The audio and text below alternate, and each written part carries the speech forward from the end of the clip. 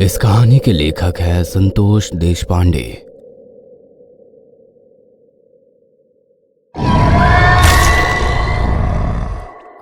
हम कुछ समझ पाते उसके पहले ही उस कुएं से कोई ऊपर आया और राजू को नीचे खींच के ले गया।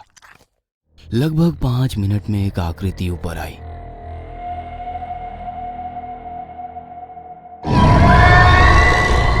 और उसने हड्डियों का ढांचा बाहर निकाला और उस अजीबोगरीब आकृति फिर से उस कुएं में चली गई। बुढ़िया ने बिखरी हुई हड्डियों को इकट्ठा किया। अब बूढ़ी औरत ने पुरुषों को इशारा किया और करण को आगे लाने के लिए कहा। वह वापस गई और कुएं से एक बाल्टी खून लेकर करण को नहलाया।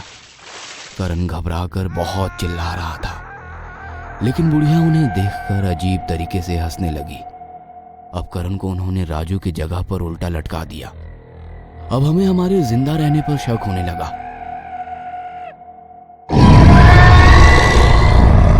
और अचानक कुएं से एक अजीब सी आकृति निकली और कुएं की दीवार पर आकर बैठ गई।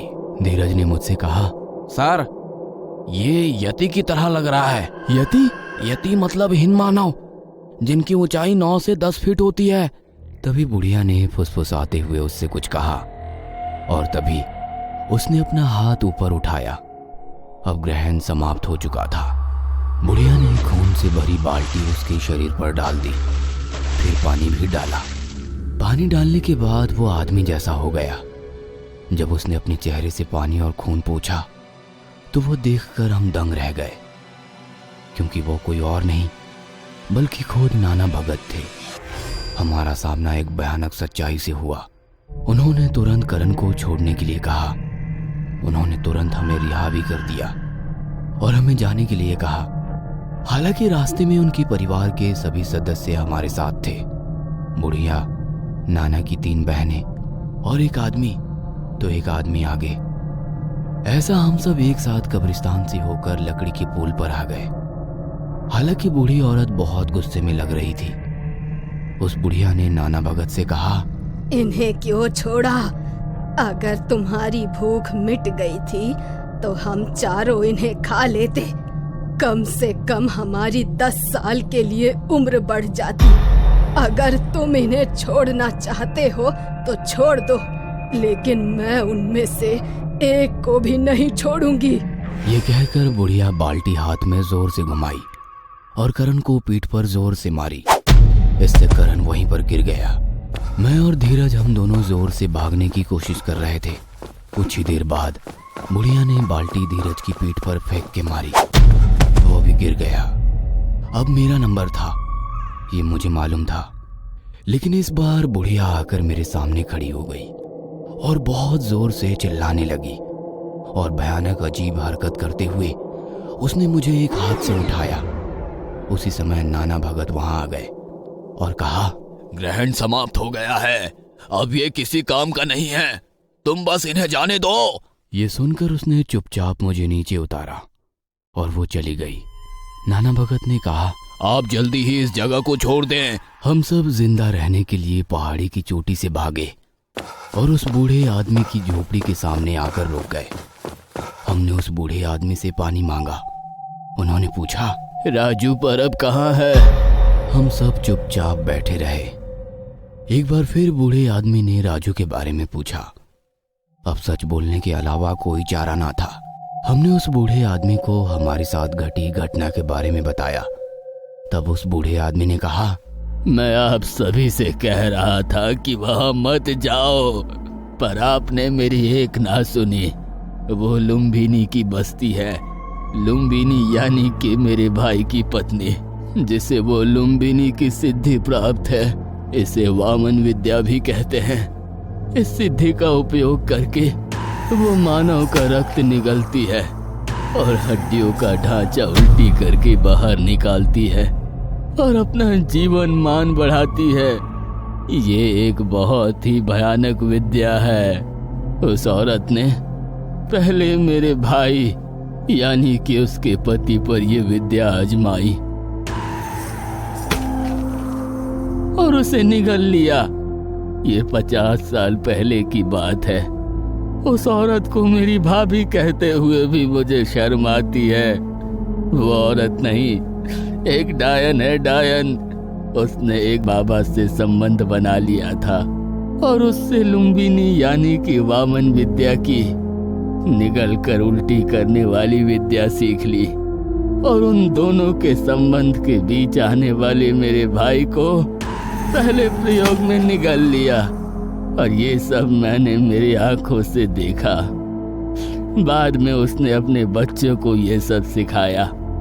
हर बार चंद्र ग्रहण की रात को ये सभी लोगों को फंसाकर नदी के उस पार जंगल में ले जाते हैं और उस मंत्र से भरे हुए कुएं से एक एक को निगल जाती है। जब खून और मांस खाया जाता है तब ये ढांचा तोड़कर उसकी कब्र बनाते हैं। वो जो 100-150 कब्र है वो सब निगले हुए और उल्टी करके निकाले हुए लोगों की है। ग्रहण शुरू होने से पहले नाना भगत नदी के पानी में खड़ा हो जाता है। दूसरी ओर लकड़ी के पुल के बगल में बने कुएं में वह उस नदी के एक गुप्त सुरंग से होकर जाता है। फिर 2 जंगली भैंसों को उस जगह पर लाया जाता है। जंगली भैंसों को एक मंत्र द्वारा लकड़ी से बांध कर रखते हैं और बड़ी बड़ी सुई चुभाकर उसका खून पीते हैं और उन दोनों जंगली भैंसों को उस कुएं में फेंक देते हैं। उन जंगली भैंसों का मांस खाने के बाद नाना भगत यति की यानी कि एक हिम मानव का रूप धारण कर लेता है।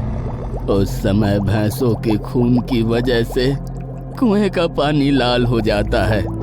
जिस आदमी को निगलना होता है उसको नहलाने के लिए उस लाल पानी का उपयोग किया जाता है।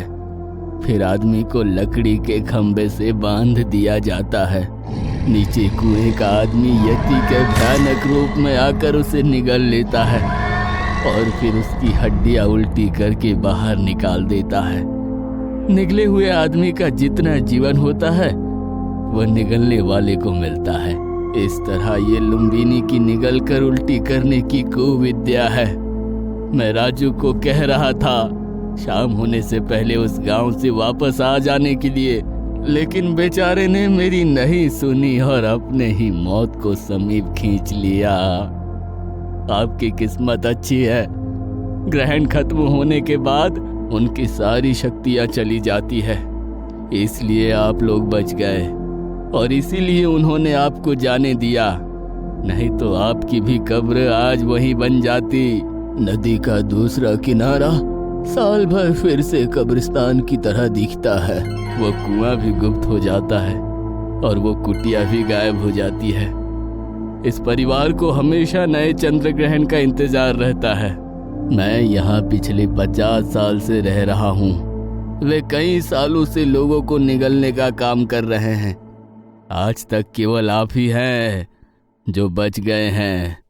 बूढ़े आदमी की बात सुनकर हम जान गए थे कि हम कितने भाग्यशाली हैं। हम तुरंत वहां से निकल गए। यह घटना आज भी किसी के भी मन से निकली नहीं है।